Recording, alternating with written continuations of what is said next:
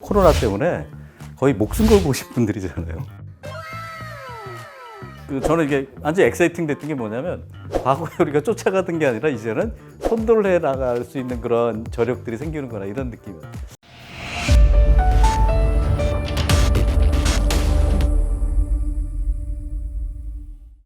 자, 여러분 지금부터 공부를 시작해 보도록 하겠습니다. 요즘에 정말 우리 이 MKTV의 레벨업을 좋아하시는 분들이 엄청 늘어나요. 나이가 드시면 드신 대로 젊은이들은 레벨업 프로그램을 보면서 김희경 선생님 다시 봤다. 왜냐? 어떻게 그런 걸 다 알아듣냐? 그런 걸 어떻게 질문을 하냐? 근데 사실 저도 평범한 사람입니다. 그냥 평범한 사람이고요. 그러나 이 변해가는 이 유속이 이렇게 빠른 시기를 저도 처음 경험해 봤고, 그래서 급히 안 배우면 큰일 나겠다. 뒤처지는 것도 한두 해지, 한계가 있지. 이번에는 안 된다 해서 제가 만든 프로그램이 우리 다 같이 레벨업 합시다. 이 시기에. 그래서 레벨업이라는 프로그램을 만들었고, 귀한 분들 모셔서 계속 얘기 나누고 있습니다. 오늘은 두 분 모셨습니다. 안녕하세요. 안녕하세요. 반갑습니다. 네, 일단 자기소개를 좀 해주시기 바랍니다. 우리 먼저 최지용 교수님부터. 예, 안녕하세요. 최지용 교수입니다. 강릉원주대학교에 있고요.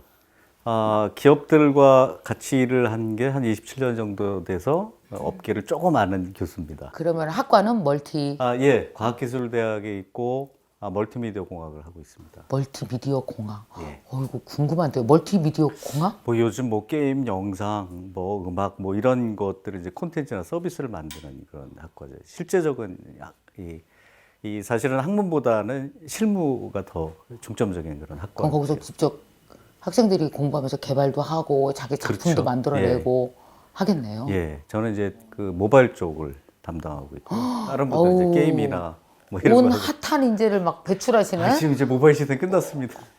모바일 시대 끝났어요? 이제는 이제 사물 인터넷이나 무슨 메타버스나 뭐 이런 식으로 이제 또 옮겨가고 있는. 모바일 아직도 적응 못했는데 모바일 시대 2년 전에 온 줄 알았는데 이미 가고 있다니 이런 얘기를 우리가 한번 근데 들어보고자 하는 거예요. 그게 모바일 시대가 끝났다라고 하는 게 이제 사라졌다는 게 아니고요. 네. 생활 속에 들어가 버려서 이제 더 이상 그 이야기거리가 안 된다는 얘기죠. 그게 뭐 이렇게 지금 막 그걸 개발하고 이런 단계는 아니잖아요. 생활 속으로 다 그렇죠, 들어갔고. 맞습니다. 자, 옆에 계시는 분. 네, 안녕하세요. 네.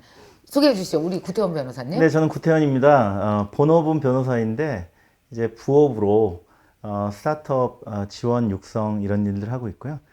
제가 본업으로 하는 이제 변호사는 법무법인 린에서 테크 팀장, 바로 이런 새로운 물결 관련된 그런 산업과 기업들을 돕는 일을 주로 하고 있고요. 여러 가지 일을 합니다만 이제 코리아 스타트업 포럼이라고 스타트업들이 약 1,800개가 모여 있는 단체가 있습니다. 그 코리아 스타트업 포럼이 2016년 창립했을 때부터 법률 지원 단장을 맡아서 지금까지 여러 스타트업들이 겪는 규제 문제 해결을 돕고 있습니다. 그러니까 되게 특이하신 분이에요. 변호사인데 테크에 관심이 그렇게 많으시고 공부를 많이 해야 그것도 뭐 다 이렇게 문제가 생겼을 때 해결도 해주고 그럴 거 아니에요. 또 그런 책도 더 쓰셨고. 탁월하신 게 그 짧은 시간에 PPL을 다 하시잖아요. 그러니까. 신기하세요. 코리아 스타트업 포럼 스타트업. 그럼 스타트업에 투자도 하시고 육성도 네, 하시고. 개인적으로는 스타트업 투자들도 하고요.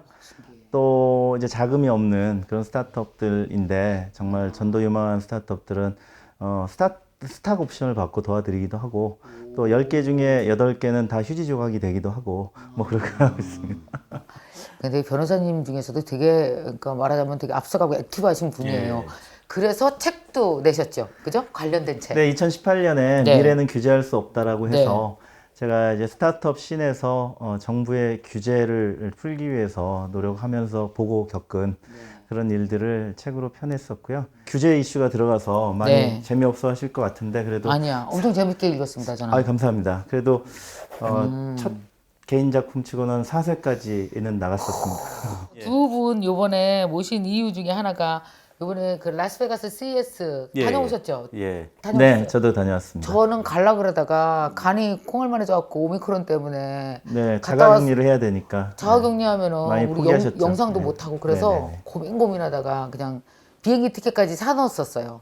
그러다가 포기했거든요. 두 분은 다녀오셨는데 먼저 최정 교수님 CES 가서 느낀 것 좀 편안히 얘기해 주시죠. 누가 저에게 그 어떤 기자가 첫 마디 한 마디만 해달라고 그래가지고요. 네. CES가 뭡니까? 라고 그러길래 코엑스 인바이러먼트 쇼다라고 그래. 코엑스 가보니 강남 코엑스에서 아는 한국인 아니 한국 사람밖에 보이지 않아가지고. 정말요? 예, 그래서 한국관 주변에서 예, 그 우리나라 메타버스 3위 안에 들겠어요. 국가건설. 이게 정말 대단했습니다. 저는 MWC를 10년째 갔었는데 이제 네, 저기 네. 스페인에서 하는 거기서도 우리나라의 참가 순위로 보면 한 3등 정도를 항상 하거든요. 대단해. 근데 그래 더군다나 이제 말씀하신 대로 코로나 때문에 거의 목숨 걸고 오신 분들이잖아요. 야, 저는 그래서 이게 한국인만이 할 수 있는 거다라는 생각 때문에 아주 한마디가 그냥 우리 막 여기는 진짜 전투적이야. 우리가 그러니까요. 하겠다 하면. 이게 미지의 세계를 목숨을 걸고 저는 너무 웃겼어요. 신이 나더라고요. 어떻게 보니까. 야, 이게 우리 한국인만이 할 수 있는 거구나 이게. 진짜 거기 요번에 이제 그 CES가 무엇인지 교수님이 잠깐 좀 모르시는 분들 위해서 예. 설명해 주시죠. CES는 미국의 가전협회 CTA라고 하는 곳에서 이제 해마다 주최를 하는 1월 초에 하는 행사입니다. 그래서 과거에 60년대 초반에 전자제품, 뭐 그때는 이제 TV나 뭐 냉장고, 그때는 냉장고가 있었나요? 아무튼 그런 가전제품을 중심으로 이렇게 하다가 최근에 10년 전서부터 이제 모바일이 들어오고 몇 년 전서부터 이제 차들이 들어오고 그다음에 최근에는 이제 메타버스나 아니면 우주 또는 푸드테크 이런 세계에 있는 종합적인 기술이나 미래를 이야기하고 싶은 그런 사업자나 네. 사람들이 모여서 1년에 한 번씩 개최를 하고 있는 그런 쇼가 됐죠. 거기 각국이 거의 다 참가하죠. 그렇죠. 지지난해인가요? 이 팬데믹 때문에 지난해는 온라인이었는데 네. 그 전까지만 해도 거의 200개국이 넘는 나라에서 다 참여를 하죠. 거기 보면은 왜 삼성의 옛날에 보면 이건희 회장도 예, 거기 다 예, 방문하고 예. 그리고 거기서 새로운 신제품이라든지 자신의 회사의 어떤 발전에 대해서 우리 이만큼 발전해서 막 그런 데서 다 이렇게 쇼잉하고 막 그러잖아요. 그게 그죠? 해마다 1년 1년씩 이 업그레이드를 돼 나가는 걸 보면 특히 삼성이나 LG 같은 경우 제가 이번에 재밌는 일이 있었는데요. 네네. 거기에 2,600개 기업이 나왔는데 예전보다는 반밖에 나오지 않았습니다. 근데 거기에 이렇게 그 쇼를 하려면 자기네들 제품을 전시하고 이렇게 TV에다가 쇼를 해야 되잖아요. 거의 100%가 그 삼성 제품 아니면 LG 제품이었습니다. 스크린이요. 그래서 주가 어떤 기자가 저한테 아니 파나소닉도 소니도 그랬어요? 이제 이러길래 걔들은 전시를 안 했기 때문에 100% 맞아. 와, 이런 기술은 우리가 모니터 기술은 우리가 거의 다 장악을 했네요. 저는 지금 에어비앤비로 외국 여행 가잖아요. 외국 어딜 가건 다 TV는 삼성 아니면 LG예요. 제가 어느 에어비앤비를 가도 아마존이라는 회사가 시애틀에 있는데요. 네. 그 회사에 이제 회의가 있어서 해마다 봄이나 가을에 이렇게 1년에 2번 정도 가는데 모든 회의장은 삼성 모니터를 다 쳤습니다. 그렇군요. 요번에 가서 이렇게 보시니까 가장 그 우리의 테크의 미래는 이거겠다. 우리의 미래는 이거겠다라고 보여진 게 몇 가지만 소개해 주세요. 어떤 게 있을까요? 일단 사람들이 인공지능 얘기를 하지 않습니까? 그 사실은 인공지능 그 AI will disappear라고 네. 제가 말씀을 드리고 싶은데 저한테 오는 건 다 disappear 됩니다. 왜냐하면 인공지능 얘기하는 기업이 없고요. 이미 다 내재화돼 있습니다. 뭐 딥러닝이 들어가 있어서 제품을 만들고 인공지능이 들어가 있어서 서비스를 만들고 그래서 아무도 인공지능을 얘기하지 않는 그 원천 기술을 얘기하지 않고 그것이 들어간 들어간 어떤 어플리케이션이나 서비스를 얘기해요. 서비스를 이미 그 시기가 지나갔다는 그러니까요. 저도 놀랐던 게 얼마 전까지만 해도 빅데이터 얘기하고 인공지능 얘기하던 맞아. 기업들이 이제는 뭐 개코를 비교해서 하고 아니면 뭐 그 존디어라고 하는 회사는 잡초 같은 것들을 인공지능으로 파악해서 물을 주고 약을 주고 하는 것들을 하고요. 그래서 새로운 기술들이 이야기된 건 뭐냐면 메타버스나 스페이스 테크나 푸드 테크 요런 정도예요. 거기는 아직 테크 단계야. 그렇죠. 그죠? 예, 그 나머지 우리가 지금 거론되고 있는 것들은 이미 다 내재화가 돼서 서비스가 되고 있기 때문에 야 이제 세상에 그런 것들을 우리가 향유하는 시대로 변했구나 이렇게 느꼈어요. 마치 몇 년 전에 모바일 기술 막 이러다가 맞습니다. 그냥 다 여기 들어오니까 이걸 아무도 누가 얘기 안 하죠. 휴대폰을 누가 모바일 이러면서 보지는 않잖아요. 그렇죠, 그렇죠. 그냥 생활 속으로 맞습니다, 쓰잖아요. 맞습니다. 그랑 똑같단 말이에요. 예, 예. AI가 벌써. 그렇죠. 그렇게 됐습니다. 예전에 모든 PC에 인텔 인사이드라고 처음엔 써져 있었잖아요. 지금은 안 써져 있잖아요. 당연하니까. 그런 것 같이 AI 인사이드가 이미 된 것 같습니다. 글로벌 레벨에서는. 변호사님은 같이 가셨잖아요. 네네. 가서 어떤 특이한 걸 또 저는 이제 변화를 가잖아요. 관점이 물론 산업적인 관점도 중요하지만 이렇게 전문가들이 다 계시니까 저는 어떻게 저 나라는 또 글로벌 레벨에서는 저런 서비스가 이미 조 단위의 투자를 받고 유니콘이 됐고 또 유니콘은 출발에 불과하고 굉장히 빠른 시간 내에 유니콘이 됩니다. 창업한 요즘 이후에. 유니콘은 금방 그리고 되더라고요. 데카콘 그리고 100조 원대 회사가 맞아요. 10년 만에 되잖아요. 잘 아시는 우리나라에서 금지되고 있는 네. 우버, 에어비앤비는 이미 다 100조 원대 회사가 되었잖아요. 그렇죠. 우리도 이제 쿠팡이 나스닥에 상장하면서 100조 원대 회사가 되었다가 지금은 약간 떨어져 있습니다만 그런 세상에서 가능한 일들이 우리나라에선 완전히 가능하지 않은 이런 상황에 이제 비교적인 그 원인을 이제 규제 시스템 또는 사회 문화 시스템에서 찾아내는 관점으로 많이 쳐다보거든요. 네, 그렇습니다. 그러면은 그런 격차들을 많이 보셨어요? 규제의 격차들? 지금 현재 규제의 격차가 뭐 우버라든지 이런 건 좀 한물 지나갔죠. 이제 한참 얘기 한번 됐다가 지나갔고 요즘도 규제는 또 계속 이야기가 당연합니다. 되는. 왜냐하면은 우버가 이미 전 세계를 잡고 에어비앤비는 전 세계 1위 사업자이자 독점 사업자예요. 전 세계 자기 주택 그 홈쉐어링 하는 것은 에어비앤비밖에 없습니다. 네. 이미 호텔들도 에어비앤비에 물건을 내놓고 있는 그런 상황이잖아요. 그리고 난공불락이 돼버린 거죠. 마치 지금 구글이나 애플, 페이스북을 우리가 이길 수 없는 상황이 이미 올라가 버린 거죠. 지금 우리나라에서 에어비앤비 홈쉐어링 공유 경제를 공유 숙박을 허용한다고 해서 이제 에어비앤비가 되긴 어려운 겁니다. 다 뭐든지 때와 장소가 있기 때문에 그 때를 놓치면 이제 따라잡을 수 없는 일들이 벌어지거든요. 일단 테크 쪽은 사람들이 한번 거기 들어와서 경험을 쌓기 시작하면 자기 경험을 들고 나와야 되기 때문에 못 움직여요. 예, 아주 움직이기 엄청 힘들어요. 안타깝게 우리는 20년 전부터 이미 인터넷을 전국에 광 케이블로 보급하고 전 국민 PC를 보급하고 해서 초반에 IT 산업이 막 버블을 일으키면서 확 떠올라서 모바일 시대 직전까지 정말 잘 가고 있었는데 아시다시피 2010년에 이제 모바일 시대 이후에 우리가 세계를 선도하는 기업 또는 우리나라에서 정말 글로벌 기업들과 비교해서 좀 싸워서 우리 시장을 지키거나 또는 투출할 수 있는 기업들의 숫자가 상대적으로 많이 줄어들었죠. 네. 그게 지금 현실입니다. 이미 글로벌 레벨에서는 AI가 스타트업이 아니고요. 이미 보편적인 기술이 되거나 아니면 수조 원대 기업이 돼가지고 이미 서비스에 당연히 내재되어 있는데 우리나라의 스타트업 신을 보면 이제 인공지능 스타트업들을 이야기하고 있어요. 이 스타트업들이 언제 커서 따라가느냐. 아시다시피 이렇게 빨리 변하는 물결에 격차가 벌어지면 더 벌어졌지 따라잡기는 어려울 거 아닌가 하는 걱정이 이제 제가 바라보는 관점인 거죠. 그럼 이제 어쨌든 우리가 놓친 건 놓친 거고 에어비앤비 뭐 할 수 있었지만 놓쳤고 우리 놓쳤다고 친다면 그다음에 지금 요거 규제 풀면 우리가 좀 잘 나갈 수 있을 것 같아라고 생각하시는데 규제가 있는 건 뭐예요? 이번에 CES에서 많이 보였지만 헬스케어가 앞으로 미래자 우리가 건강하게 오래 살기 위해서 이 맞아요. 모든 일을 네, 하는 네. 거잖아요. 궁극적인 목적은 건강입니다. 네. 가족들과 지인들과 오래오래 행복하게 살기 위해서 우리가 많은 일들을 하는 건데 헬스케어의 원격 의료, 이 메타버스 시대, 코로나 시대 당연히 필수적인 거 아니겠어요? 근데 우리는 인성 정보가 원격 의료를 하겠다고 한 게 22년 전이에요. 네. 근데 코로나 오기 전까지 금지였어요. 아하. 코로나 때문에 한시적으로 허용됐는데 마침 의사 선생님들도 코로나의 감염 위험이라든지 그런 것 때문에 또는 어떤 진료과들은 이제 환자들이 잘 찾아오지 않는다든지 해서 원격 의료 플랫폼이 한시적으로 열린 혜택을 많이 받거든요. 이제 의사 단체들도 입장이 많이 변하고 이제는 합리적으로 대화를 해서 법제도를 개선해 보자라는 입장에 오셨다고 해요. 근데 우리는 또 이제 시작인 거죠. 이제 헬스케어 플랫폼 이나 여러 가지 인공지능 의료 이런 것들은 이제 시작인 거죠. 역시 마찬가지로 다른 나라들은 이미 헬스케어 산업이 원격 의료를 시작한 게 10여 년이 다 돼가고 있고 또 데이터를 구하기 쉽기 때문에 의료 데이터를 구하기 쉬워서 인공지능 의료 뭐 왓슨이 나온 거 되게 오래됐잖아요. 그거 말고도 많은 이제 거의 유니콘 데카콘급의 인공지능 의료 스타트업들이 이제 중견기업으로 커가고 있는 상황이라서 빨리 따라가야 됩니다. 뭐 이런 것들도 있고요.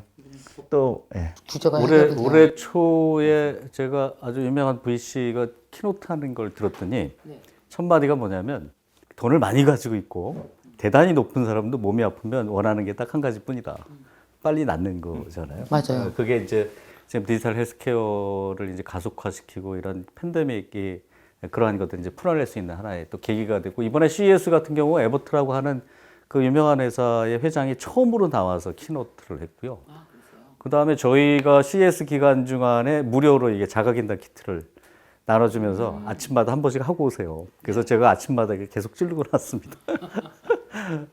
사실 요새 규제를 얘기하는 사람 보면 자기가 스타트업을 해본 사람들이 규제에 대해서 제일 속상해요. 하려고 그러니까 안 되거든요. 안 되죠. 네. 제일 큰 게 뭘까요? 요즘 규제는. 그리고 이제 VC들이 투자를 해주셔야지 스타트업이 성장할 수 있잖아요. 그렇죠.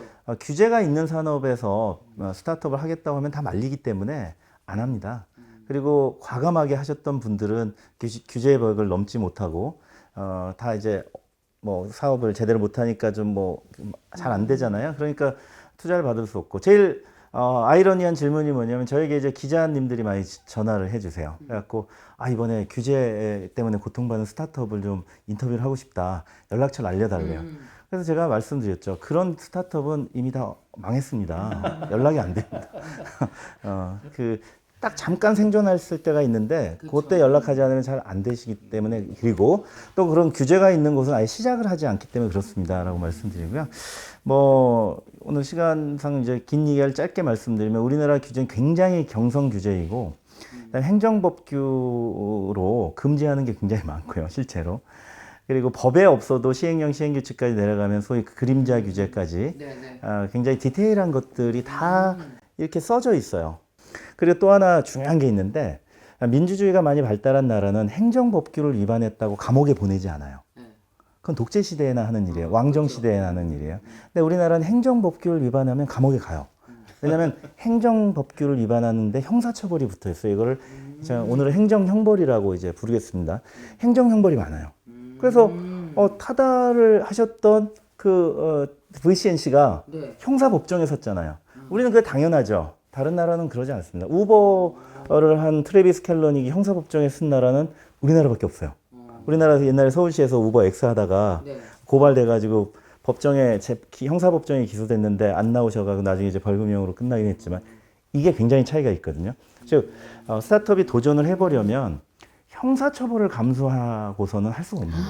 거의 그 정도면 형사처벌을 감수하고 스타트업을 해야 돼요? 농담처럼 얘기하지만 우리나라 법규가 약 세상에. 5천여 개가 된다고 하는데 그 중에 대부분의 법규에 형벌이 붙어 있습니다. 그래서 우리나라에 기업하면 다 전과 몇 개 달고 있다. 하여간 여러 가지 형벌이 많은 것이 바로 여기서 우버나 에어비앤비가 시도도 못하게 되는 그 근본적인 출발점인 거죠.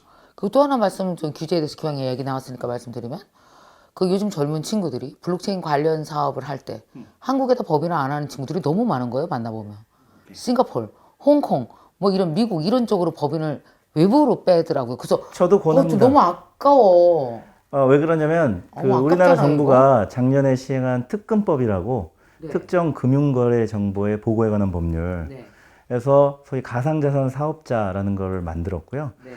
블록체인 가지고 사업을 하려면 매매, 중개, 보관 뭐 이런 것들을 하려면 우리가 알고 있는 대부분의 BM이 여기에 걸립니다. 금융위원회에 신고를 하게 돼 있어요. 신고를 안 하고 하면 징역 5년 이하의 형벌에 처하게 돼 있어요. 여기서는 뭘 하다가 잘못하면 감옥에 가는 건데 바로 딱 그렇게 혁신적인 사업을 하려면 해야 하는 것들이 전부 신고 제도로 돼 있는데 사실 신고라고 쓰고 면허라고 읽으면 됩니다. 통과하기가 너무너무 어려운 건 우리가 면허라고 하잖아요. 면허. 운전면허 같은 거죠. 사실 뭐 면세점 면허 같은 것이 진짜 면허인데 어떤 능력이나 자격을 철저하게 검사해서 주는 거 바로 운전면허가 그런 겁니다. 그렇죠. 위험하니까 그 수준으로 만들어 놓은 거예요. 그래서 아시다시피 가상자산 거래소는 수백 개가 있었는데 불과 20여 개만 남겨 그 중에서도 원화 거래소는 4개밖에 안 남기고 없죠. 굉장히 줄여버렸죠. 이게 면허 제도의 특징이거든요. 그러니 우리나라에서 뭔가 재밌는 일을 해보려고 하면 그 신고 제도를 통과할 수 없으니까 형사처벌을 받게 되는 거죠. 해외로 나가시는 거죠. 여기서 우리가 한국에서 태어나서 우리가 자라난 이 토양에서 마음껏 실험해 보면 얼마나 좋아요. 말도 잘 통하고 또 이 IT 인프라가 우리는 너무너무 좋잖아요. 그렇죠. 모든 사람들이 최신 핸드폰을 들고 다니고 5G 인터넷이 있고 또 다들 세계 경제 교육 규모 12국이고 쓸 돈 구매력이 있고 이런 곳에 실험하면 참 좋거든요. 근데 해외로 나가서 해야 되는 거죠. 그렇군요. 해외랑 우리랑 지금 현재 테크 산업의 기술의 테크 산업의 뭐 격차라고 할까요? 아니면 우리의 장점, 우위, 뭐 단점 뭐 이런 것 좀 얘기해 주세요, 교수님. 저는 약간 이제 포커스를 CES로 다 맞춰서 먼저 말씀을 드리면 제가 느낀 게 그 두 가지가 있었습니다. 그 메타버스에 대한 이야기, 뭐 NFT, 지금 말씀하신 규제하고 같이 연결돼 있는 거, 그 다음에 ESG에 대한 거였는데, 과거에는 저희가 그 파스트 팔로우였어요.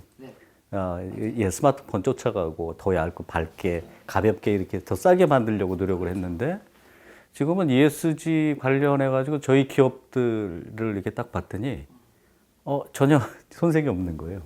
ESG도요? 예. 예를 들어서 현대자동차 같은 경우는 자동차를 갖고 나오지 않고요. 에너지와 로봇과 뭐 자율주행 이런 걸 가지고 나오고, 특히 SK 같은 경우는 거기에 배터리도 있고 뭐 에너지도 있고 뭐 이랬었는데, 이번에 그 그린이라고 하는, 크린 그린이라고 하는 컨셉을 가지고 나왔는데, 세계 언론이 완전히 거기에 이렇게 도취가 돼서, 그래서 SK가 스토리텔링 잘해요. 제가 보니까 이번에 아주 잘했습니다. 원래 SK 장점인 거 아시죠? 그거 아, 그래요? 진짜 잘해요. 예. 저는 약간 놀랬던 게, 원래 CES는 이게 좀 만질 수 있고 뭔가 이렇게 할 수 있는 그런 것들의 장이었는데, 콘셉트를 가지고 나와서 정말 대박을 친. 그리고 우리나라 기업들이 또 수소 에너지를 많이 가지고 나왔어요. 그래서 생각해 보니까, 야, 우리나라 기업들이 이런 ESG에 대해서 대단히 관심이 많고 앞으로 이런 거에 대한 집중 투자를. 근데 그게 왜 그런가 하면, 과거에 ESG를 하면 마치 사회적으로 헌신을 하고 뭔가 도네이션을 하고 이런 생각을 했는데, 지금 그게 돈이 돼가고 있다라고 하는 거죠.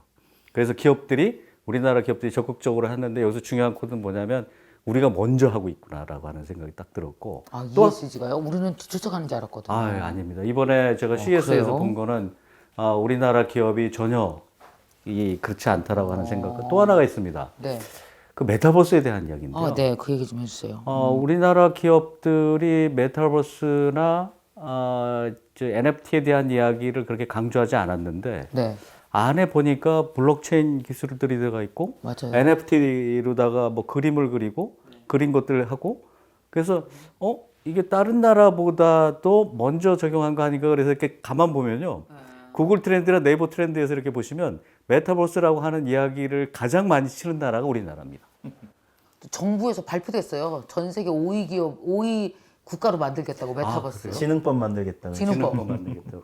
저는 이게 완전 엑사이팅 됐던 게 뭐냐면, 과거에 우리가 쫓아가던 게 아니라 이제는 선도를 해 나갈 수 있는 그런 저력들이 생기는구나, 이런 느낌이었죠. 참고로 말씀드리면 제가 국뽕이긴 합니다만, 아무튼 그렇습니다. 더군다나 교수님께서는 멀티미디어 학과, 그러니까 사실 멀티미디어라고 하는 것이 메타버스와 연관도 굉장히 많아요. AR, VR, 그다음에 그걸 만들어내고. 그럼 메타버스 기왕에 얘기 나왔으니까 이게 어디쯤 온 거예요, 교수님? 그 진짜 물어보고 싶었어요. 메타버스는 가야 갈 길이 한 10m, 100m 남았어. 그래서 근데 이게 어디쯤 가는 거예요? 전문적으로 얘기하면은 그 메타버스가 지금 이제 일반 사람들이 알기 시작한 거고요. 기업용 메타버스는 이미 오래됐습니다. 그 사티아 나델라 마이크로소프트의 CEO가 이미 저기 엔터프라이즈 메타버스는 이미 우리가 쓰고 있어요라고 얘기한 게 뭐냐면, 디지털 트윈이라고 하는 기술이거든요. 그래 모든 인류의 삶과 건물과 뭐 이런 것들을 전부 디지털로 만들겠다는 게 이제 디지털 트윈인데, 그건 이미 기업들이 예전서부터 스마트 팩토리니 홈이니 뭐 해가지고 이미 다 하고 있는 거고요. 일반 사람들에게 이제 들어가기 시작한 게 이제 최근에 들어간 거기 때문에, 사실 이미 그거는 상당히 이미 진행돼 있다라고 보셔도 되는 거죠. 그리고 메타버스 자체는 기술적 용어가 아니고요. 저는 메타버스가 우리나라에서 상당히 그래도 사람들에게 익숙하다라고 하는 건 뭐냐면, 이미 이건 온라인이 기반이 돼 있는 거거든요. 또 이제 스마트폰도 기반이 돼 있고요. 가장 경험도가 높은 나라가 우리나라이기 때문에, 사실은 그럼 메타버스는 기술이 아니고, 그럼 메타버스는 저는 그걸 사회적 용어라고 이야기합니다. 사회적 용어. 예, 그리고 나쁘게 얘기하면 이제 마케팅 용어라고 얘기를 하고요. 오케이. 사회적 용어로 봤을 때는 메타버스는 어떤 사회일까요?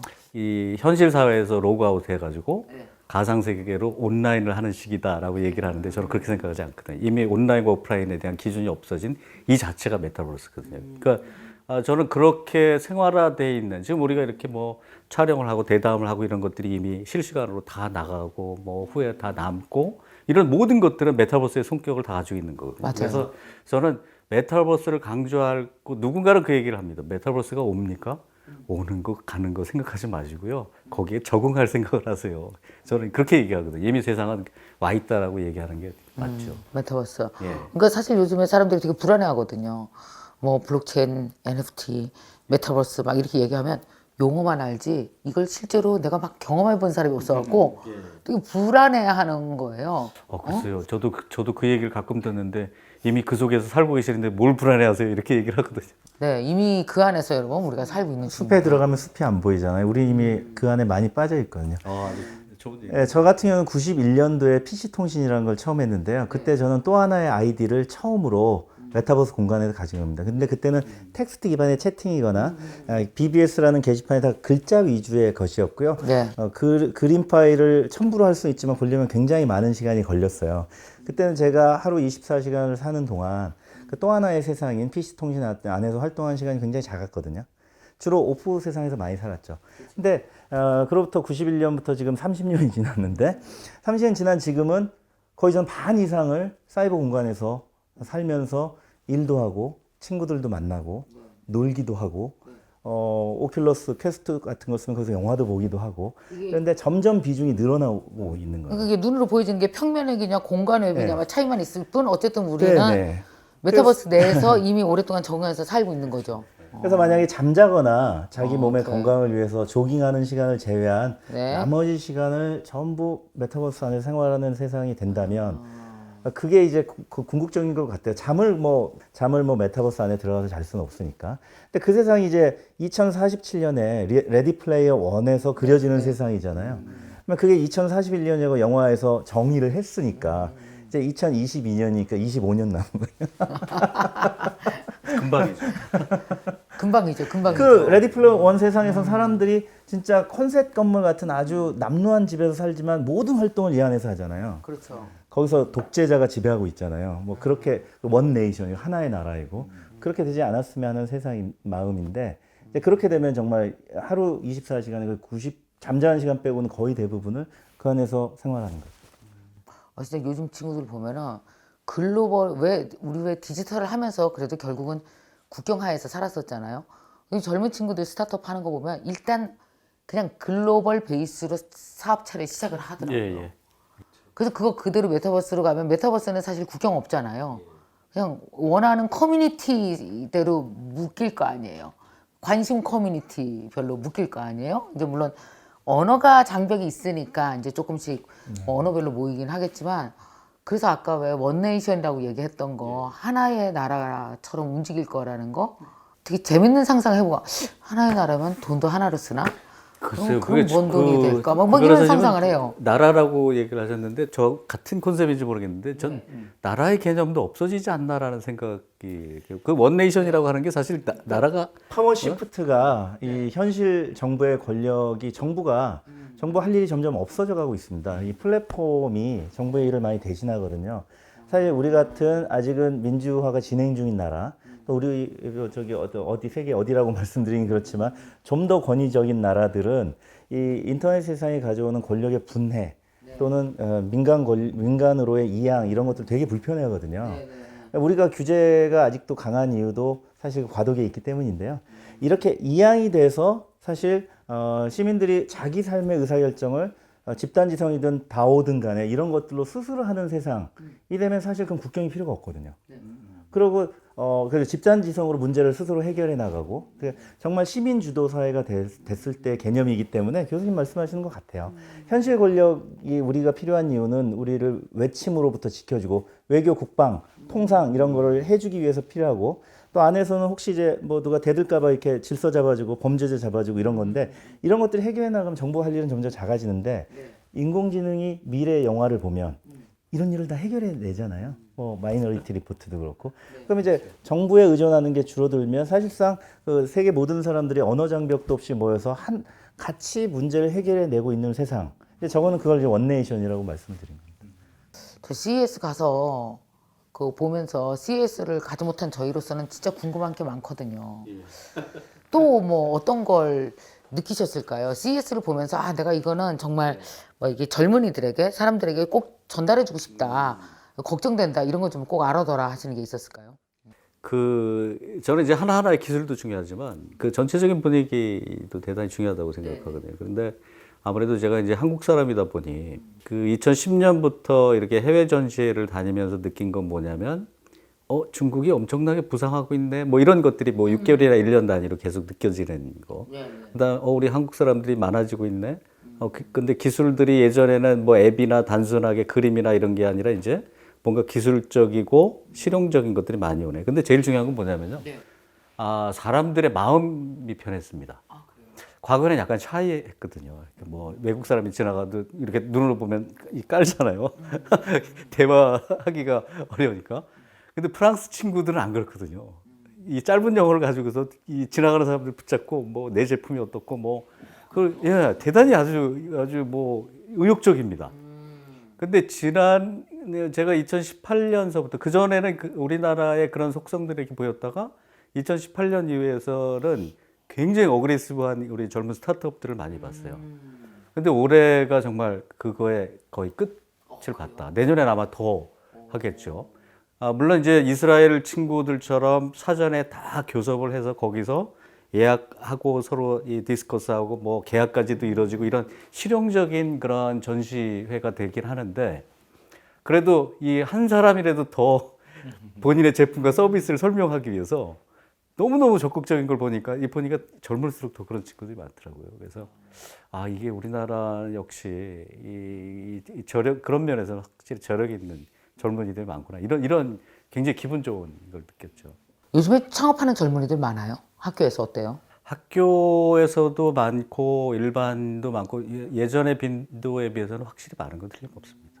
그리고 우리 구 변호사님께서도 아까 얘기를 하신 것 같은데 이제 모든 것들이 거대한 기업보다는 이제 작은 기업들이 더 주목을 받기 시작하고 또 이 작은 기업들이 또 이렇게 서로 연합해서 또 하나의 큰 덩치를 이루기도 하고 세상에 이제 트렌드가 그렇게 돼 있거든요. 아시겠지만 예전에 중앙 집중돼 있는 것보다는 요즘은 분산화되고 블록체인화 돼가지고 이렇게 펼쳐 있는 것이 더 힘이 있는 것처럼 스타트업들이 각광을 받는 것은 틀림없는 게 뭐냐면 MWC를 가도 그렇고 CS를 가도 그렇고요.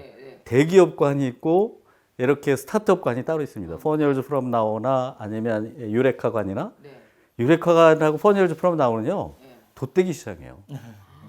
그 대기업관은 이렇게 루킹하러 가는 거예요. 저스트 루킹하러 가는 거고, 뭐 좋으네, 저 제품 뭐 나중에 나오면 좋겠네, 샀으면 되겠네. 근데 유레카나 4years from now에 가면요. 거기 IR판 아니에요? 그러니까 이거 어떻게 만드신 거예요? 앞으로 어떻게? 부스들이 작다 보니까 재래시장에 와 있는 느낌이에요. 이쪽 대기업과는 백화점에 온 느낌이고. 맞습니다. 근데 사실 이 백화점의 대기업이 훨씬 오래된 기업들이고, 그쵸. 이들이 새로운 기업들인데, 좀 그래서 이제 아마 그렇게 표현하신 좀 신나죠. 것 같아요. 막 신나고. 와글와글하고. 우리 기업이 440개가 이번에 참여했잖아요. 엄청난 건데. 440개. 전체 2,500개 중에 2,500개 중에 440개가 우리 거였어요. 2,500개였죠? 정확하게는 2,600개에 503개. 500개. 503개. 이게 뭐야? 거의 20%잖아요. 20%가 우리나라가 우리였다고요? 20% 차지한 거예요. 아주 한국이 그냥 다 CES를 먹여 살렸네. 코엑스였다니까. 코엑스였네. 아니 그래서 농담으로 야 이거 뭐하러 라스베가스에 있어요? 코엑스에서 하지. 진짜 그럴만하네요. 한국에서 할 걸. 이렇게 지금 새로운 테크들에 의한 기업들이 이제 엄청 나오고 있잖아요. 그럼 우리 약간 일반인들의 얘기를 좀 해볼까요? 가서 보시니까 CES도 그렇고 뭐 늘 느끼셨겠지만 사실 변화 흐름이 너무 빨라서 솔직히 말해서 일반인들이 적응하고 사는 거 혹시 아니면은 내가 소비자로서 적응이 아니라 사실은 생산자로서의 적응도 필요하잖아요. 우리 뭐 모바일 못 따라잡아서 얼마나 많이 뒤로 처졌어요. 근데 요즘에는 속도가 더 빠르니까 그 일반인들이 뭔가 이렇게 그래서 제가 이 프로그램 만든 거거든요. 레벨업도 어떤 분들은 어렵대요. 근데 저는 뭐라 했냐면은 뭐 세상마다 다 듣다 보면 들리는 거지. 뭐 공부하다 보면 다 알게 되는 거고 했는데 일반인들이 이렇게 빠르게 변하는 세상을 따라잡기 위해서 어떤 걸 좀 이렇게 하면 좋겠다라고 교수님은 생각하세요? 저는 제 예를 하나, 저 같은 사람도요. 2009년에 우리나라에 처음으로 스마트폰이 들어왔는데요. 근데 그 전에 이 피처폰, 다기능폰이라고 하는 거는 이렇게 문자를 보내려면 위에 튀어나와 있어서 이렇게 문자 보내기가 참 쉬웠죠. 지금 다 잊어버렸는데. 근데 이게 자판이 너무 작아서 이렇게 하다가 계속 실수해서 제가 KT에 있는 임원한테 뭐라고 얘기를 했냐면, 야, 이 자판 좀 키워라.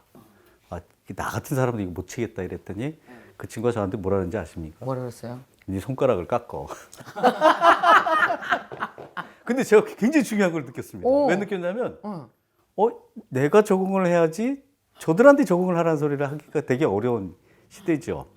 그래서 저는 뭐 그 사이에 IoT 시대도 오고 인공지능 시대도 오고 빅데이터 시대도 오고 무슨 오토니 뭐 이 10년 동안 엄청나게 많은 새로운 물결들이 왔는데 사장님들이 이제 기업들과 일을 하다 보니까 아, 이 IoT 시대 어떻게 했으면 좋겠어? 인공지능 시대 어떻게 했으면 좋겠어? 자꾸 이렇게 묻습니다.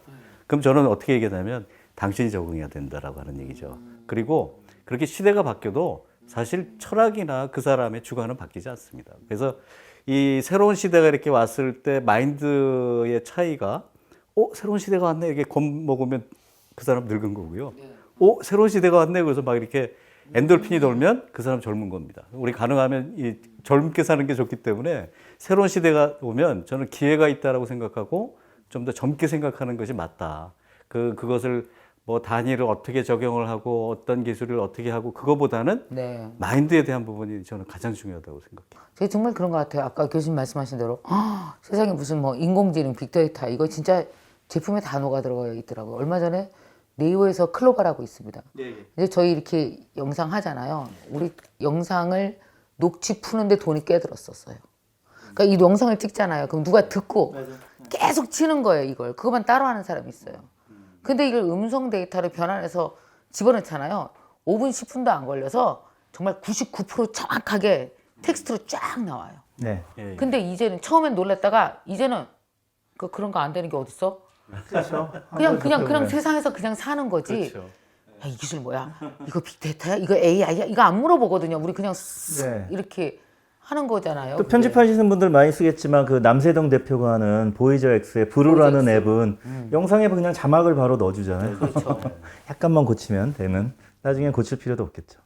뭐 그러다 보니까 이게 표준이 돼버리고 다른 것들은 이제 쓸 수가 없는. 그래서 이제 새로운 기술이 왔을 때 저는 절대 두려워하면 안 된다라고 그냥 생각해요. 다 써본다. 예, 그럼요. 그래서 제가 늘 그랬어요. 물어보면 죽고 누르면 산다. 맞습니다. 물어보면 야 이거 어디 누르는 거니? 엄마 거기 있어 그러면 다 뭐라는지 알아요? 없대요, 없대. 돌다리를 두드려 보다가 늦는다, 죽는다, 뭐 이런 거겠죠 요즘에. 그 아주 일단 건너야죠 빨리. 그래서 그냥 눌러야 살아요. 아무거나 네, 뭐 맞습니다. 폭파되지 맞습니다. 않으니까 그냥 막 눌러야 되는 거죠. 이 세상에 그 얘기를 들으니까 제가 이 세상에 가장 부자가 저는 이제 아마존 공부를 했기 때문에 그 제프 베조스가 네. 가장 좋아하는 얘기가 뭐냐면요. 시도하고 실패하고 반복하라는 얘기가 있습니다. 우리가 뭔가 말씀하신 대로 뭔가 이렇게 두드리고 이러는 게 아니라 일단 트라이 해야죠. 네. 그리고 실패해도 반복하면 되는데 두들기다 보면 반복할 시간이 없어요. 그래. 그럼 반복을 해서 내 것으로 만들면은 그때부터는 생소한 것도 아니고 기술도 아니고 그냥 생활이 되어 버리는 건데. 교수님은 그 제프 베조스 얼마나 연구하셨어요? 아마존 연구 오래 하셨죠? 제가 공부를 할 때가 이게 아주 가슴 아픈 얘기인데요. 107달러였습니다, 주가가.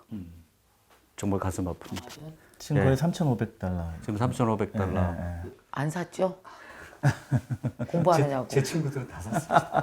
저만 안 샀습니다. 공부하라고 공부해서 막 야 사. 아마존 주식 사. 그러고 안 사신 거예요, 그리고 저만 교수님은? 안 샀죠. 친구들은 다 샀어요. 왜 그런 눈으로 보십니까? 나는 이런 분들 볼 때마다 측은해. 어떡하면 좋아. 근데 뭐 그렇게 따지면 삼성하고 애플에 갖다 준 게 얼마나 많은데요. 그 주식을 샀으면 삼성전자 주식을 샀거나 비슷한 아니 거죠. 나는 아이맥, 아이폰 다 사면서 왜 애플 주식은 안 샀던 거야? 제품은 그렇게 열심히 사면서 참 그 사람들 참 관심사가 달랐던 거죠. 그렇죠. 이게 안타까워요. 그 아마존을 보시면서 우리 레벨업을 보고 계시는 많은 구독자분들에게 아마존 정신 중에서 요즘에 꼭 우리가 해야 되는 정신이 있다면 그 기업들에게는 제가 아마존 1호의 그 비즈니스 철학이 하나 있는데 그 게픽 패스트라고 하는 게 있습니다. 볼륨을 키우든 고객을 키우든 매출을 키우든 뭔가 스타트업을 하실 때 뭔가 첫 단계는 키워야 된다라는 거죠. 예, 키워야 된다.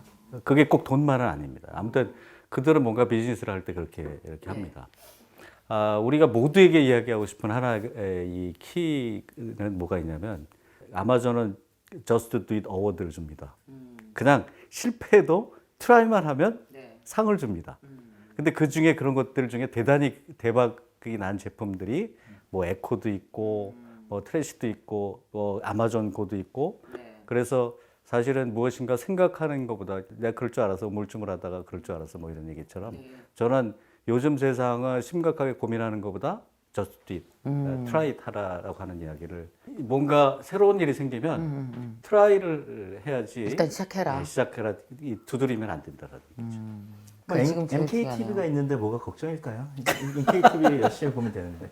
그러니까 저는 그게 정말 필요한 것 같아요. 그럼요. 저는 그냥 너무 좋은 콘텐츠가 이야기를 안 많죠. 되는 거죠. 저는 직관적으로 이거 될 것 같아. 될 것 같아가 오래 생각해. 저는 프로세스형 인간이 아니에요. 그러니까 1에서부터 10을 가야 된다 그러면 10까지 상상해서 가보고 시작하는 사람이 아니라 제가 살아보니까 1만 만들어 놓으면 2, 3은 누가 와서 채워주기도 하고 세상 많은 변화가 일어나기도 하고 내가 일할 때와는 또 다른 인간이 되기도 하고 막 이래서 바뀌거든요. 그래서 저는 그냥 일 정도가 완성하면 일단 그냥 가요. 2, 3은 가면서 채우거든요. 스타트업도 MVP라고 Most 네. Viable Product 빨리 만들어서 시장에 네. 얼른 내놓고 그쵸. 고쳐가면서 하고 뭐 이렇게 하는 옛날에 제조업 시대와는 완전히 다른 거죠. 그렇게 해오신 것 같아요. 네, 지금도 그렇게 하려고 하는 중인데 그게 뭐 요즘에 가장 이렇게 빠르게 변하는 세상에서는 그런 식의 것이 되게 중요한 거죠. 그럼 미국과 우리나라에서 제가 되게 궁금한 건 요즘에 보면 제가 실리콘밸리 출신 저 한국 젊은이들을 많이 만나거든요. 너무 안타까운 건 새로운 테크놀로지에 기반한 산업 분야가 정말 미국으로부터 오는 게 너무 많은 거예요. 어떤 거는 다 그냥 다 영어로 돼 있어요. 그래서 우리가 실리콘밸리보다는 훨씬 느리게 가고 있는 중이죠. 솔직히 스타트업 용어 다 실리콘밸리에서 온 거잖아요. 그들 책으로부터 시작됐고. 그럼 우리가 이제 그런 어떤 실리콘밸리에서 시작되는 실리콘밸리 뭐 이런 모든 것들이 다 영어로 돼서 자료가 올라오고 거기서 먼저 시작되고 이제 했더라고요. 이 테크 분야가. 이 분야 우리가 그걸 어떻게 해야 한국 사람들이 좀 빨리빨리 따라갈 수 있을까요? 기술이라고 하는 것은 이제 여러 가지가 있는데요. 저는 같이 경쟁을 하면 안 된다라고 생각하는 사람이거든요. 예를 들어서 그들이 테크의 기술을 만들어 놓으면 우리는 어플리케이션을 하고 그들이 뭔가 컨테이너 플랫폼을 만들면 우리는 콘텐츠를 채우고 사실 그들과 똑같이 경쟁을 하는 것보다는 달리 나가서 이미 성공한 것들은 아시겠지만 전부 K자가 붙어 있는 것들이잖아요.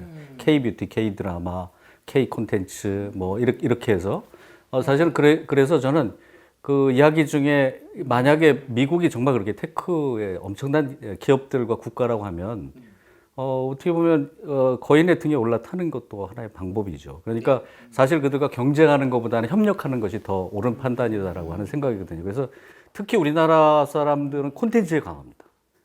과거에 비해서는 이런 콘텐츠를 만드는 기술이나 스토리텔링이 다른 나라보다 확실히 최근에 들어와서 저는 그 오징어 게임 하도 이야기를 하는데 오징어 게임의 속성을 보시면 과거의 그런 스토리텔링을 떠나서 이제는 매체가 과거에 우리가 가지고 있던 이런 잠재력들을 분산할 수 있는 대단히 많은 채널들을 미국 친구들이 만들어 놨어요.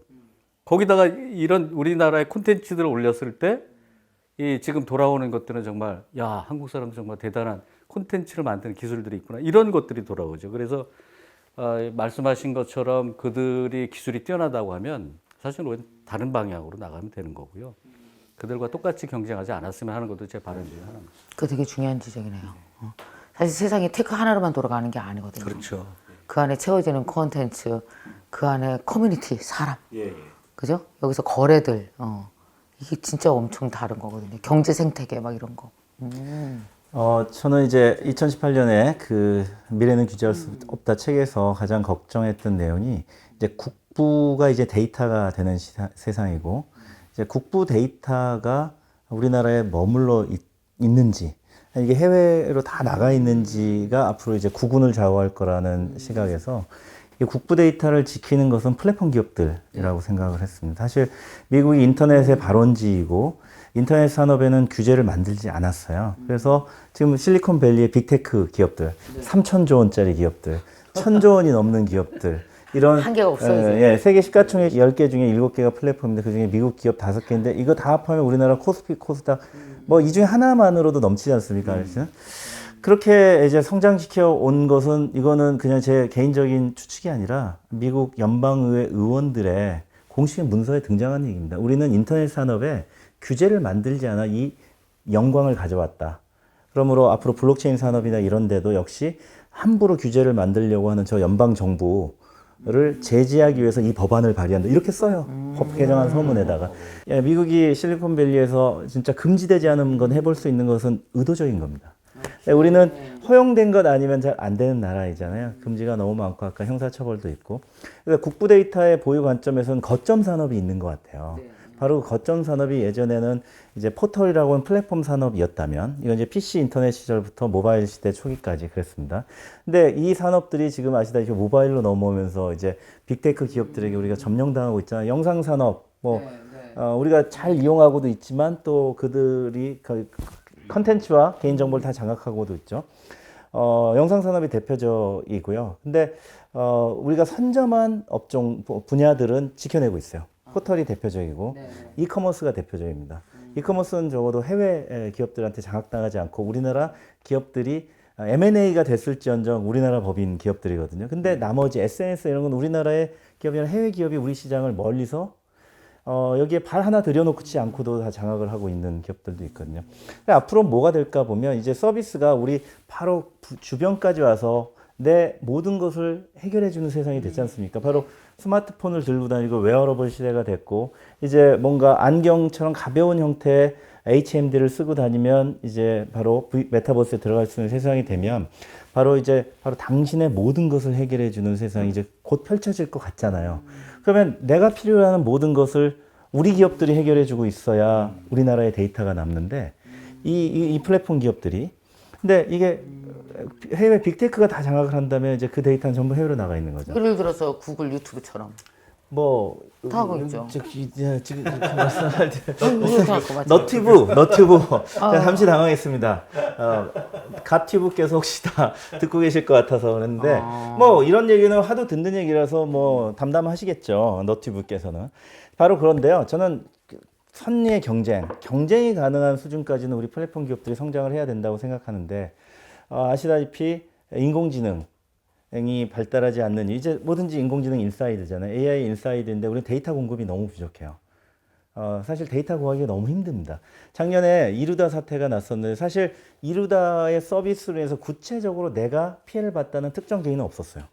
근데 이루다 서비스를 챗봇을 말을 걸고 농담을 주고받다 보니까 어디에 사는데 뭐 아파트 동호수까지 나온단 말이에요. 그러니까 이거 누군가의 개인정보를 막 이용한 거 아니야? 이렇게 된 거지. 정말 구체적으로 어떤 분이 바로 저건 나다 해서 고소를 제기하고 이런 건 없거든요. 바로 물론 개인정보 처리를 부족하게 해서 스타트업이기 때문에 과징금 처벌도 받았습니다만, 스타트업이니까 이런 도전을 해볼 수 있었던 겁니다. 대기업들은 안 합니다. 우리 잘 쓰시는 포털, 뭐 네이버나 카카오가 갖고 있는 다음에 초기 화면이 왜 모든 사람한테 똑같을까요? 유튜브나 페이스북은 사람마다 다르잖아요. 업넥스트가 사람마다 다르고 다음 동영상. 페이스북의 뉴스피드는 다 다르잖아요. 트위터도 다 달라요. 거의 맞춰져 있습니다. 당신이 제일 좋아하는 것들에. 그것을 보여주는 것이 인공지능이 해결하고 있는 거예요. 내 친구가 페이스북에 친구 5,000명이 가득 차 있으면 그거 다 보여주면은 저는 이용하기 싫을 건데, 여러 가지 알고리즘으로 딱 보고 싶은 친소관계 따지거나 최신 이런 거에서 딱 볼 만큼 내 뉴스피드를 나에게 맞춰주고 있거든요. 그러면 우리 네이버 초기 화면에 네이버 뉴스홈이 그렇게 나에게 맞춰져 있다면 얼마나 편하겠어요. 제가 20년 이상 네이버를 썼는데 네이버가 내 클릭을 다 알고 있거든. 오늘 당장 할 수 있습니다. 근데 그렇게 되면 포털이 이제 감시한다. 드디어 빅브라더가 됐구나. 공격받는 게 우리 문화인 거죠. 이런 것이 실질적으로 유익함을 줌에도 불구하고 대기업들이 시도해보지 못하는, 곳간에 그득그득 데이터가 쌓여 있는데 이걸 비식별 처리해서 하다가 혹시라도 잘못되면 기업 가치가 폭락하고 굉장히 공격을 받거나 뭔가 책임을 지게 되고, 특히 형사 책임도 있고 하는 이런 경직된 문화들이 사실 우리에게 지금 어떤 인공지능 시대에 이미 인공지능이 내재화되고 정말 세계적인 인공지능 회사가 나와야 되는 타이밍을 놓치고 있게 만들고 있다고 저는 진단을 하고 있거든요. 이런 것들이 이제 해결해야 될 문제인 것 같습니다. 국가적으로도 진짜 할 일이 되게 많네요. 그래서 지금 우리나라의 국민들이, 우리 네티즌들이 만드시는 데이터에 제가 IT 전문가들한테 여쭤봤어요. 몇 프로 정도 한국에 있고 몇 프로가 해외에 나가 있을 것 같습니까? 아주 쉽습니다. 여러분들 스마트폰을 한번 들여다보세요. 그다음에 우리나라 앱과 해외 앱을 가지고 판단을 해보시면 우리나라 앱을 쓰면 우리나라에서 데이터가 있는 거고요. 그렇죠? 해외 앱은 해외 데이터가 있는 거예요. 그래서 어떤 분은 심지어 80% 정도가 UGC의 80%는 해외에 있을 거다라고 얘기하시는 분도 있어요. 대단한 위기인 거죠. 나라의 데이터가 없으면 텅 빈 곳간이잖아요. 데이터가 우리의 혼에 해당하는 건데 그 혼을 누군가가 해외에서 가지고 있는 거예요. 컨트롤이 가능합니다. 뭐 이런 걱정을 많이 하고 있습니다. 뭐 사실 쇼핑 컨트롤 당하듯이 컨트롤 얼마든지 당할 수 있는 것이죠. 내가 당하는지도 모르고, 그죠? 뉴스피드와 얼마나 업로스트인 그럼요. 거죠. 많이 바뀌어야 되겠네요, 우리나라는 그런 면에서. 네. 그래서 이번에 마침 뭐 어떤 정부가 되든 그 혁신에 대한 의지를 많이들 모든 후보들이 얘기하고 있기 때문에 마지막 골든 타임이 아닐까 싶어요. 왜냐 아까 말씀드린 2047년이라는 우리의 목표가 있기 때문에.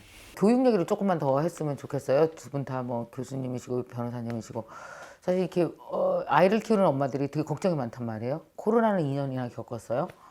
근데 이제 뭔가 변하고 있는 것 같기는 해요. 다른 세상이 펼쳐진다는데 그러면 앞으로 세상이 이렇게 바뀌고 이렇게 테크놀로지가 발달하면 과연 앞으로 우리 일자리에는 어떤 변화가 생길 거라고 예측하셨어요? 대단히 어려운 말씀이죠. 그 코로나 있기 전에 어떤 교육학자가 우리나라에 와가지고 네. 그 미국의 학자였던 것 같은데요, 제 기억에. 한국에 와서 보고 너무너무 놀랬다. 학생들이 너무너무 공부를 열심히 하더라.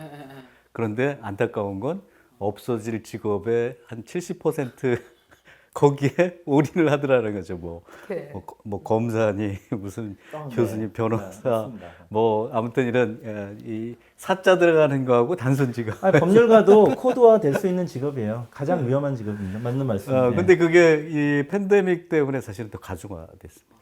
근데 저는 교육이라고 하는 것이 사실은 우리나라처럼 이렇게 대학의 입시를 위주로 하는 이런 교육이 필요한가? 이런 생각. 저도 물론 대학에 있지만, 그게 이런 게 필요한가? 총장님이 보고 계십니다. 교수님 조심해야죠. 말말 참고로 말씀드리면 저희 대학은 구현석 우수 국립대학입니다. 네, 괜찮으십니다. 간단하게. 학문의 자유가 있다는 말씀이시죠. 근데 아까 제가 말씀드린 건데요. 제 조카가 하도 공부를 안 해서 너 잘하는 게 뭐가 있냐 이렇게 물어봤더니 역사를 잘한다고 그래요. 그럼 역사 공부만 열심히 해. 물론 이제 공부하지 마라 이런 소리는 할 수가 없어서. 왜냐하면 제가 어디서 본 영상 중에 하버드의 학생들을 수십 년 동안 연구한 분이 계신데 4학년 학생들을 다 불렀답니다. 불러서 뭐라고 얘기냐면 너 하고 싶은 게 뭐냐? 그랬더니 저는 음악을 하고 싶어요. 야, 너 경영과잖아. 아니면 어떤 친구는 노래를 하고 싶어요. 산에 가고 싶습니다. 저는 다이빙을 하고 싶어요. 그래서 똑같이 한 얘기가 뭐냐면 그거 해. 라고 했더니 대답이 똑같이 나온 게 뭐냐면 그거 하면 뭐 먹고 살아요. 라고 하는 겁니다. 그래서 이 교수님이 하신 얘기가 뭐냐면 그거를 네가 하고 싶은 대로 4, 5년 동안 열심히 한번 해봐. 그러면 최소한 먹고 사는데 지장이 없을 거다. 사실은 제가 일본에서 좀 이렇게 지냈는데요. 일본의 대학에 들어가는 그 율이 50%가 안 됩니다. 40% 조금 넘나요? 그런데 이게 생각보다 더 가중화되는 게 뭐냐면 과거에는 화이트 칼라에 좀 많이 힘을 쓰고 돈도 벌고 근데 요즘은 그럴 이유가 없어요.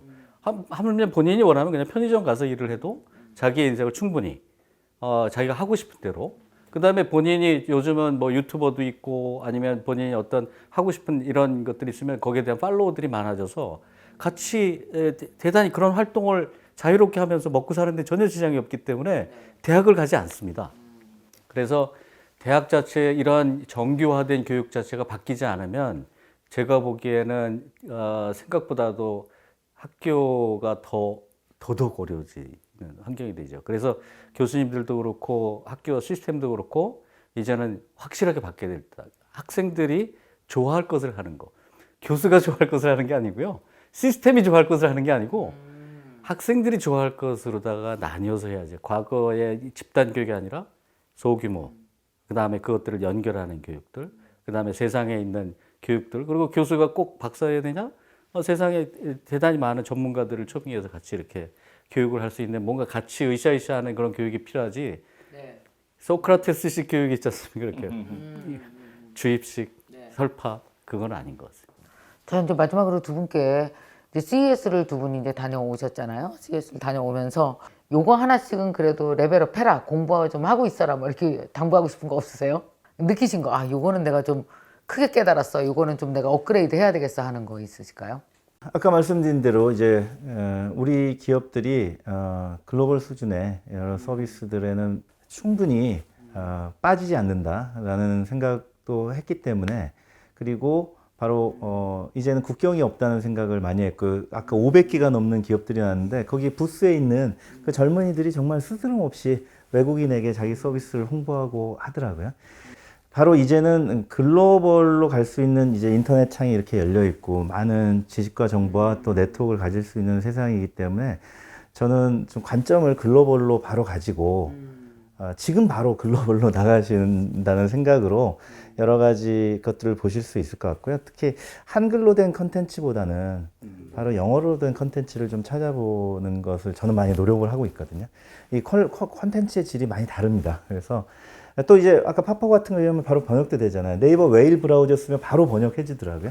예, 그런 거 이용해서 같은 관심사라도 글로벌 컨텐츠를 좀 많이 찾아보시면 바로 글로벌 서비스 기업 또는 본인이 직접 창업을 하시는데 훨씬 도움이 되실 거라고 생각합니다. 네. 교수님 어떠세요? 제가 그 존경하는 국민대 정구민 교수라고 계세요. CS와 MW를 항상 다니시는데 이번에 CS를 딱 갔더니 세관에서 아니 온라인으로 봐도 되는데 여기 왜 오세요? 그랬대요. 네, 그랬대요. 그래서 막 당황스러워가지고 아니 한국 사람들 왜 이렇게 많이 들어와요? 그랬겠다. 그죠? 온라인으로 봐도 되는데 왜 굳이 여기로 옵니까? 어, 그랬더니 궁색해서 사진 찍으러 왔어요. 이렇게 얘기를 했다 그럽니다. 그런데 저는 이렇게 얘기하고 싶습니다. 과거에 굉장히 많은 어른들도 오시고 의원들도 오시고 뭐 기관장들도 오시는데 한 번 왔다 가시면 마인드가 바뀌세요. 근데 저는 그분들의 마인드도 중요하지만 아빠가 아이들을 교육하고 싶으면 그냥 무조건 한번 와서 보십시오. 미국은 생각보다 쌉니다. 그래서 아이들이 그런 분위기를 보면 세상에 이렇게 변하고 있구나 라고 하는 것을 본인이 영어를 하든 못하든 간에 분위기만 봐도 알 수 있습니다. 그게 사실은 온라인에서 가질 수 없는 하나의 느낌이죠. 그래서 저는 이게 기업은 반드시 한번 들리면 좋고, 그 다음에 엄마 아빠가 우리 아이들을 위해서 뭔가 이렇게 해줄 수 있는 게 있으면 그냥 관광을 다니는 것보다 그런데 한번 같이 오는 것도 대단히 좋을 것 같다라는 생각입니다. 정말 그러네요. 저도 요번에 못 가봐서 너무 섭섭했거든요. 네. 저는 사실 CES라는 걸 한 번도 못 가봤습니다. 그 이유는 제 일과 관련이 없었다고 생각했어요, 지난날. 저는 그냥 늘 강의하러 다니고 그럴 때는. 근데 최근 이제 한 2년 동안 코로나 이후에 저도 오프라인에서 무대 위에서 매일같이 강의하면서 뛰던 김미경을 디지털로 올려본 거예요. 그것도 올리는 와중에 제가 공부할 게 되게 많았고, 올라가 보니 공부해야 될 과목이 쫘라라락 있는데 그것과 연결을 하는, 그러니까 마치 2년 전에 오프라인 김미경이 중간에 디지털을 트랜스포메이션 해서 3.0으로 뚫어가는 과정에 이 연결시키는 과정에 공부가 너무 재밌는 거예요. 저는 막 그 호기심으로 가득 차서 사실 진짜 너무 재밌거든요. 그래서 CS를 내가 꼭 가야 되겠다. 생전 처음으로 맘먹었는데 못 가서. 내년은 꼭 가고 싶어요. 내년엔 대단히 많은 분들이 오실 것 같고요. 올해 CTA가 CS를 이렇게 코로나 기간 중에도 해봤더니 이렇게 하면 되겠구나라고 하는 그런 노하우를 얻은 거죠. 그거의 하나의 실험장이었다라고 보이는 거예요. 저희가 모르면 어떻게 된 겁니다. 그러네. 그래서 저희도 이렇게 대처하니까 이제 잘하면 내년에는 모두가 다 참석하는 CS가 되겠구나 이런 생각을 했죠. 네. 내년에는 저도 내년에 또 가시나요? 네, 저도 가볼 생각입니다. 네. 또 교수님도 가세요? 예, 갑니다만 저희가 1년 동안 못 보면 거기서 다 봅니다. 아, 예, 그래요? 서울에서 바빠서 못 보던 사람들 거기 가면 거기 다 가면 봐요. 다 봐요. 네, 정말. 아니, 근데 그 말씀 되게 마음에 남는 것 같아요. 이제 어디 여행을 가더라도 아이들과 함께 CES를 한번 들어가라. 그럼 아이들이 미래를 보는 눈, 생각, 부모도 많이 바뀔 거다. 그런 생각이 듭니다. 자, 오늘 두 분 함께 나오셔서 CES 소식도 전해주시고 또 우리의 그 디지털 앞으로에서의 미래, 또 이제 규제, 그러니까 앞으로도 이제 사업을 하는 친구들이 어떤 마음으로 도전을 해야 되는지에 대해서 또 말씀해 주셨습니다. 자, 이제 오늘 두 분 나와주셔서 너무 고맙습니다. 자, 감사드리고요. 예, 감사합니다. 다음에도 또 나오셔서 좋은 이야기 많이 해주시기 바랍니다. 자, 여러분 어떠셨습니까? 오늘의 레벨업이요. 두 분께서 이제 라스베가스 CES에 다녀오시고 두 분이 많은 걸 느낀 것 같습니다. 이 두 분께서 느끼신 모든 그 깨달음과 작은 꿀팁들이 여러분 인생에 뭐랄까요? 이렇게 트리거 역할이요. 내가 라스베가스 트리거를 가기 위해서 1년간 적금을 들어야 되겠어. 이런 꿈 재밌는 꿈이거든요. 관련된 거 한번 찾아서 볼까? 그런 거거든요. 도전해야 되는구나. 규제가 있다 할지라도 언젠가 풀릴 테니까 한번 글로벌로 해보자. 아마 많은 것들을 저만 하더라도 여기다 한 10가지는 써놨거든요. 자, 이런 걸 통해서 여러분들이 여러분 스스로 또 레벨업 한 단계 하실 수 있었으면 좋겠습니다. 오늘 교수님 두 분 고맙습니다. 감사합니다. 감사합니다. 감사합니다.